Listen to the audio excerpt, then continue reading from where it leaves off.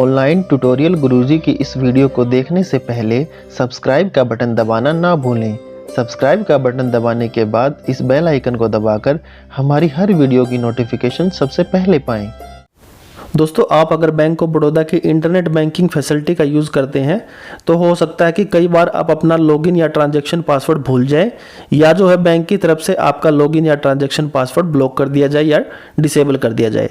तो उस कंडीशन में आप जो है ऑफलाइन फॉर्म भर के भी अपना लॉगिन पासवर्ड या ट्रांजैक्शन पासवर्ड या दोनों ही पासवर्ड दोबारा से रीजनरेट या रीसेट कर सकते हैं। उसकी प्रोसेस क्या है, उसका फॉर्म ऑफलाइन कैसे भरा जाएगा, ये तो मैं आपको आगे बताऊंगा। लेकिन उससे पहले आप देख लीजिए कि आपको इस तरीके के एक फॉर्म की ज़रूरत पड़ेगी।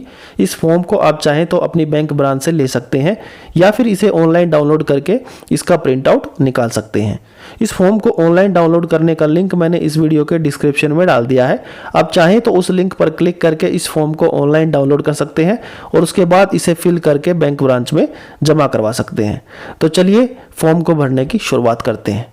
तो सबसे पहले आपको देखिए बैंक ऑफ बड़ौदा के नीचे यहाँ पर एक खाली स्पेस दिया गया है।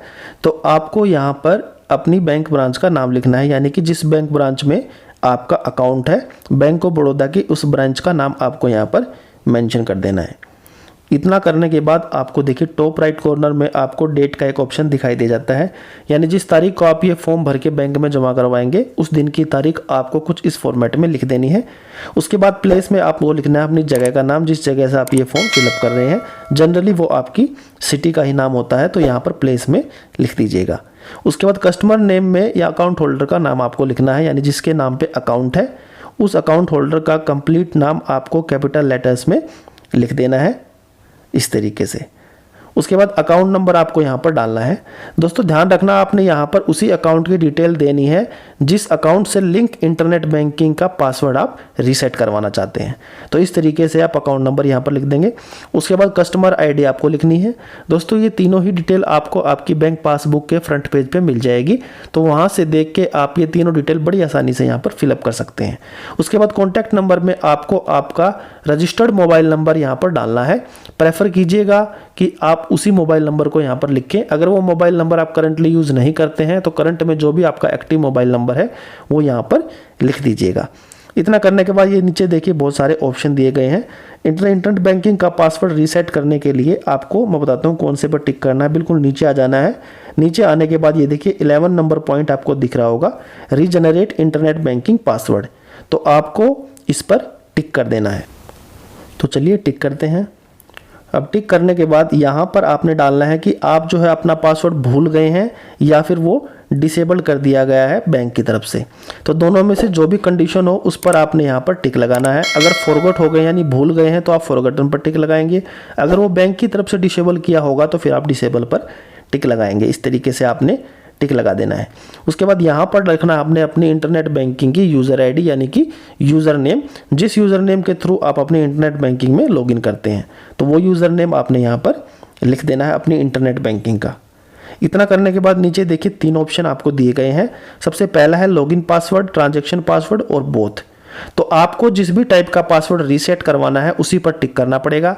जैसे लॉगिन करवाना है तो लॉगिन पर टिक करेंगे, ट्रांजैक्शन पासवर्ड रीसेट करना है तो ट्रांजैक्शन पासवर्ड पर, और दोनों ही रीजनरेट या रीसेट करने हैं तो फिर आप सीधा बोथ पर टिक कर दीजिएगा। तो जो भी आपकी पासवर्ड की रिक्वायरमेंट हो उस हिसाब से आपको तीनों में से किसी एक पर टिक करना है। टिक करने के बाद ये देखिए अगर मुझे दोनों ही चेंज करने होंगे तो मैं सीधा बोथ पर टिक कर दूंगा। दोस्तों ध्यान रखिएगा, यहाँ पर उसी इंटरनेट बैंकिंग के पासवर्ड आप रीसेट करवा पाएंगे जो अकाउंट नंबर आपने ऊपर मेंशन किया है इस फॉर्म में, जो अकाउंट नंबर दिया है। तो इस बात का आपको ध्यान रखना है। इतनी डिटेल फिल करने के बाद फिर आपने इस फॉर्म को पलट लेना है। पलटने के बाद यहाँ पर देखिए केवाईसी डिटेल में आपसे कुछ डॉक्यूमेंट पूछे गए हैं।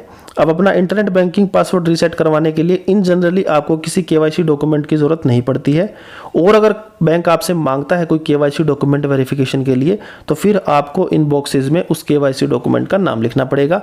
जैसे अगर आधार कार्ड आप यूज़ करते हैं तो लिखेंगे आधार कार्ड, वोटर आईडी यूज़ करते हैं तो लिखेंगे वोटर आईडी। लेकिन फिलहाल इनिशियली आप इसको खाली ही छोड़ दीजिएगा, क्योंकि ज़्यादातर केसेस में पासवर्ड रीसेट करने के लिए अलग से कोई केवाईसी डॉक्यूमेंट बैंक की तरफ से नहीं मांगा जाता है, और अगर बाई चांस मांग दिया जाए तो फिर आपको यहाँ पर लिखना पड़ेगा। उसके बाद सीधा नीचे यहाँ पर सिग्नेचर कर देने हैं, यानी जिसके नाम पे अकाउंट है अकाउंट होल्डर के सिग्नेचर यहाँ पर होंगे। और अगर जॉइंट अकाउंट है, एक से ज़्यादा एप्लीकेंट है अकाउंट में, तो फिर सभी एप्लीकेंट के अलग अलग सिग्नेचर अलग अलग बॉक्सेस में करवाने पड़ेंगे। तो इस तरीके से सिग्नेचर करने हैं। उसके बाद ब्रांच यूज़ के लिए यहाँ पर कुछ भी आपको फिलअप नहीं करना है, ये स्पेस ब्रांच यूज़ के लिए है। बैंक जो चाहेगा अपनी तरफ से इसमें फिल कर लेगा। तो बस आपको इस फॉर्म को इतना ही भर के अपनी बैंक ब्रांच में जमा करवाना है। जैसे ही आप इस फॉर्म को जमा करवाएंगे तो आपका जो है इंटरनेट बैंकिंग पासवर्ड रीसेट हो जाएगा। दोस्तों, बैंक ऑफ बड़ौदा में मैंने यही नहीं, इसके अलावा भी बहुत सारी वीडियोस बनाई हुई हैं जिसमें आपको मैंने बैंक ऑफ बड़ौदा की अलग अलग सर्विसेज के लिए आप ऑनलाइन या ऑफलाइन कैसे अप्लाई कर सकते हैं इसके बारे में ट्यूटोरियल दिया है। उन सभी वीडियोस को आप इस वीडियो के डिस्क्रिप्शन में जाके मैंने प्लेलिस्ट का लिंक डाल दिया है, आप उस लिंक पर क्लिक करके उन वीडियोस को देख सकते हैं। दोस्तों, अगर इस वीडियो से रिलेटेड आपके मन में कोई सवाल है तो मुझे नीचे कमेंट करके पूछिए, मैं जल्द से जल्द आपके सवाल का जवाब दूंगा। साथ ही साथ जाने से पहले इस वीडियो को लाइक और एक बार चैनल को सब्सक्राइब जरूर कर दीजिए। साथ ही साथ सब्सक्राइब बटन के बराबर में दिए गए बेल आइकन को प्रेस कर दीजिए ताकि जब भी मैं अपने चैनल पर नई वीडियो डालूं आपके पास तुरंत नोटिफिकेशन पहुंच जाए।